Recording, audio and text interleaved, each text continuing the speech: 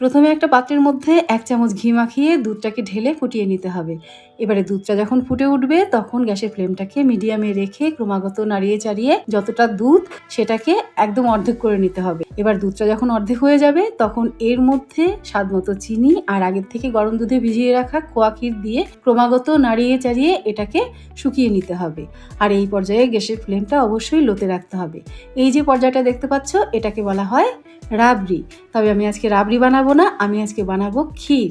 এই যে রেডি হয়ে গেছে আমাদের ক্ষীর। আর দেখতে পাচ্ছ তো কতটা সুন্দর হয়েছে এটার কালার। আর এটা রান্না করতে কিন্তু একদমই তাড়াহুড়া করে চলবে না, একদম ভীষণ ধৈর্য সহকারে ধিমে আছে এটাকে রান্না করলে তবেই অথেন্টিক ক্ষীর তৈরি হবে। তো অনেকেই না পায়েসকে ক্ষীর বলে থাকে, আমি জানি না কেন পায়েসকে ক্ষীর বলে, কারণ পায়েস তো চাল দিয়ে রান্না করা হয়, ক্ষীর হয় পিওর দুধের।